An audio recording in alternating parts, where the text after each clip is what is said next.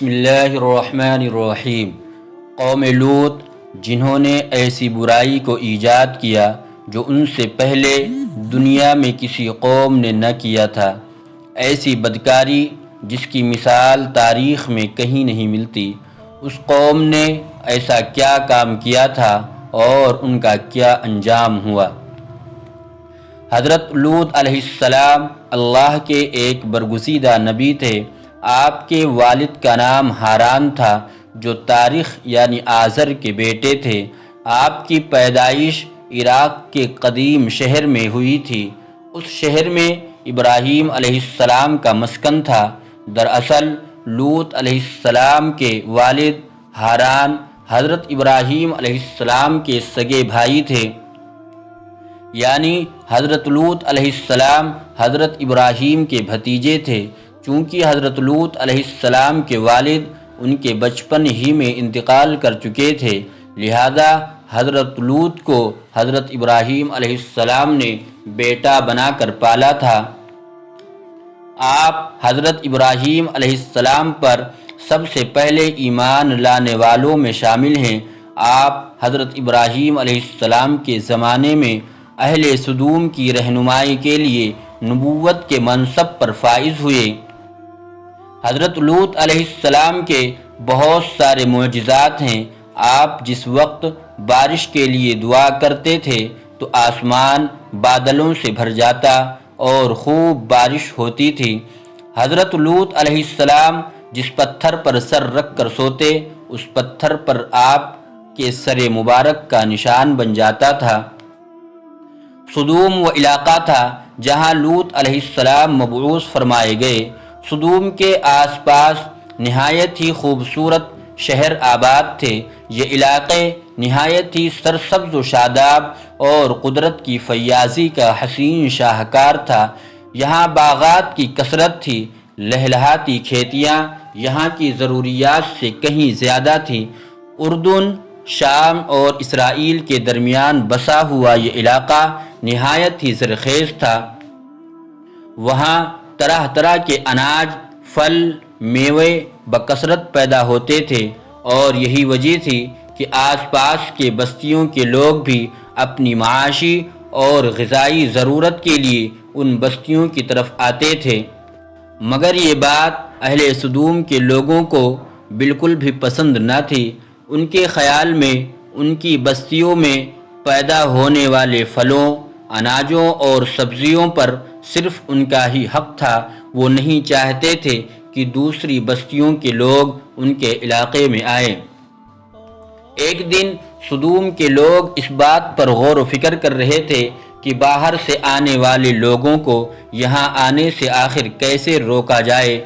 تو ایک دن ایسا ہوا کہ ابلیس ایک بزرگ کی شکل میں ان کی محفل میں آیا اور کہا، اگر تم ان سے پیچھا چھڑانا چاہتے ہو تو میرے کہنے پر عمل کرو۔ اس اجنبی بزرگ کی بات لوگوں نے بہت توجہ سے سنی۔ ابلیس نے کہا، میں کل بتاؤں گا۔ دوسرے دن ابلیس ایک خوبصورت جوان لڑکی کی بھیس میں آیا اور انہیں اپنی عورتوں کے بجائے مردوں کے ساتھ فعل بد کرنا سکھایا۔ ابلیس نے کہا کہ اگر تم ان بستیوں کے لوگوں سے نجات چاہتے ہو جو تمہاری بستی میں آ جاتے ہیں تو ایسا کرو کہ جب بھی کوئی شخص تمہارے علاقے میں آئے تو تم لوگ زبردستی ان کے ساتھ اپنی خواہش پوری کرو۔ اس طرح یہ لوگ اس بستی میں آنا جانا چھوڑ دیں گے۔ اپنی نفسانی خواہشات کے لیے مردوں سے بدفعلی اس قوم کا دستور بن گیا تھا۔ یہاں بے حیائی عام ہو گئی تھی۔ حکمران، سردار، یہاں تک کہ ہر طبقے میں گھر گھر یہ عمل پھیل گیا تھا۔ بھری محفل میں یہ لوگ اس فحاشی کے کام کو کر کے خوش ہوتے تھے۔ کوئی بھی محفل اس کام کے بغیر ادھوری سمجھی جاتی تھی۔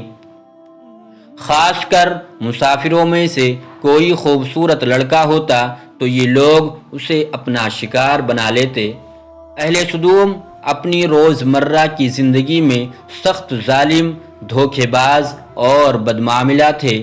کوئی مسافر ان کے علاقے سے بخیریت نہ گزر سکتا تھا۔ کوئی غریب ان کی بستیوں سے روٹی کا ایک ٹکڑا نہ پا سکتا تھا۔ بارہا ایسا ہوتا تھا کہ باہر کا آدمی ان کے علاقے میں پہنچ کر فاقوں سے مر جاتا تھا اور یہ اس کے کپڑے اتار کر اس کی لاش کو برہنہ دفن کر دیتے۔ اپنی وادی کو انہوں نے ایک باغ بنا رکھا تھا جس کا سلسلہ میلوں تک پھیلا ہوا تھا۔ اس باغ میں وہ انتہائی بے حیائی کے ساتھ اعلانیہ بدکاریاں کرتے تھے۔ حضرت لوط علیہ السلام نے انہیں توحید کی دعوت دی اور بدکاری کے اس گھنونے عمل سے توبہ کرنے کا حکم دیا۔ حضرت لوط علیہ السلام نے کہا، تم بے حیائی کیوں کرتے ہو؟ کیا تم عورتوں کو چھوڑ کر لذت حاصل کرنے کے لیے مرد کی طرف مائل ہوتے ہو؟ حقیقت یہ ہے کہ تم احمق لوگ ہو۔ حضرت لوط علیہ السلام اہل سدوم کو دن رات واعظ و نصیحت کیا کرتے، لیکن قوم پر اس کا کوئی اثر نہ ہوا، بلکہ وہ بہت فخریہ انداز میں کام کرتے تھے۔ انہیں حضرت لوط علیہ السلام کا سمجھانا بھی برا لگتا تھا، لہذا انہوں نے صاف صاف کہہ دیا کہ اگر تم ہمیں اسی طرح برا کہتے رہے اور ہمارے کاموں میں مداخلت کرتے رہے تو ہم تمہیں اپنے شہر سے نکال دیں گے۔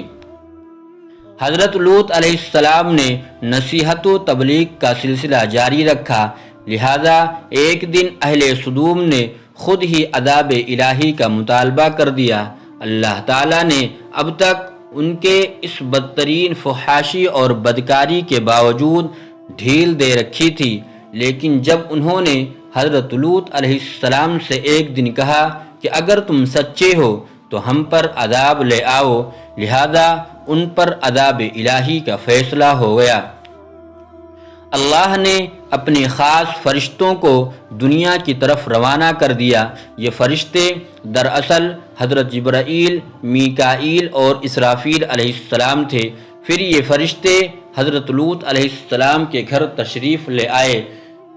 حضرت لوط علیہ السلام نے جب ان خوبصورت نوعمر لڑکوں کو دیکھا تو سخت گھبراہٹ اور پریشانی میں مبتلا ہو گئے۔ انہیں یہ خطرہ محسوس ہوا کہ اگر ان کے قوم کے لوگوں نے انہیں دیکھ لیا تو نہ جانے وہ ان کے ساتھ کیا سلوک کریں گے۔ حضرت لوط علیہ السلام کی بیوی کا نام وائلہ تھا۔ اس نے آپ پر ایمان نہ لایا تھا اور وہ دراصل منافقہ تھی، وہ کافروں کے ساتھ تھی، لہذا اس نے جا کر اہل سدوم کو یہ خبر دے دی کہ لوط کے گھر نوجوان لڑکے مہمان ٹھہرے ہوئے ہیں۔ یہ سن کر بستی والے دوڑتے ہوئے حضرت لوط کے گھر پہنچے۔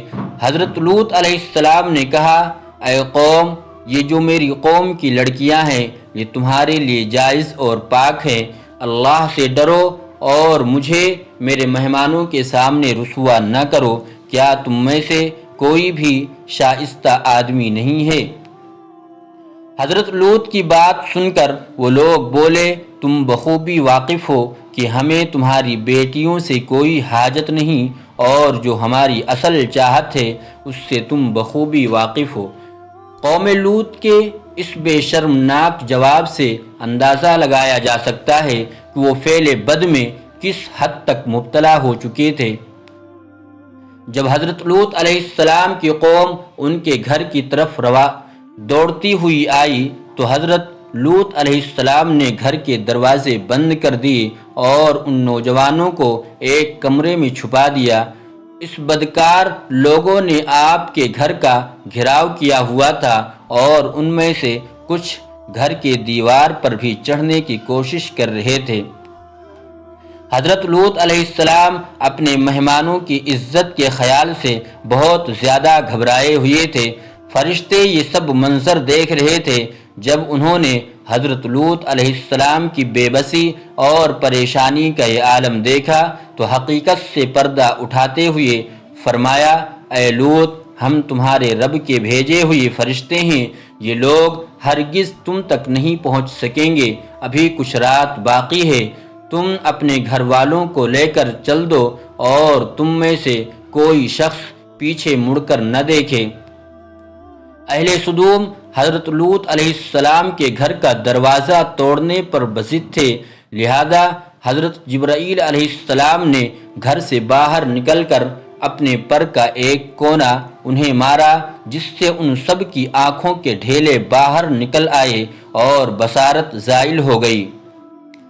یہ خاص عذاب ان لوگوں کو پہنچا جو حضرت لوط علیہ السلام کے پاس بدنیتی سے آئے تھے۔ حضرت لوط علیہ السلام حقیقت حال جان کر مطمئن ہو گئے اور اپنے گھر والوں کے ساتھ رات ہی کو نکل کھڑے ہوئے۔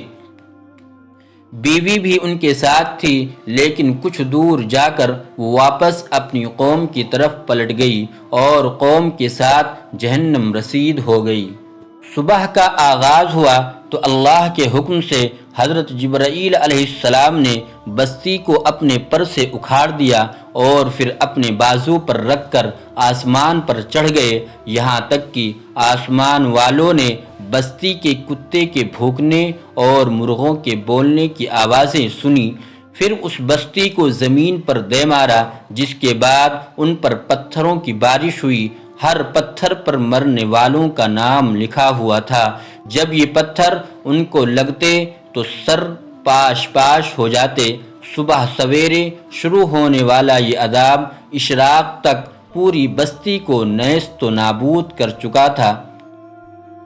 قوم لوط کی ان خوبصورت بستیوں کو اللہ نے ایک انتہائی بدبودار اور سیاہ جھیل میں تبدیل کر دیا، جس کے پانی سے رہتی دنیا تک کوئی فائدہ نہیں اٹھایا جا سکتا۔ سمندر کے اس خاص حصے میں کوئی جاندار، مچھلی، مینڈک وغیرہ زندہ نہیں رہ سکتی، اس لیے اسے بحر مردار کہا جاتا ہے۔ جب یہ شہر تباہ ہوا تو اس وقت لوگ روز مرہ کے معمولات کے کاموں میں مشغول تھے اور یہاں زندگی اچانک ختم ہو گئی تھی۔ اہل سدوم، جنہیں پتھر بنا دیا گیا تھا، ان کے بت ابھی تک بحر مردار کے پاس موجود ہیں، جو تا قیامت لوگوں کے لیے ایک عبرت ہے۔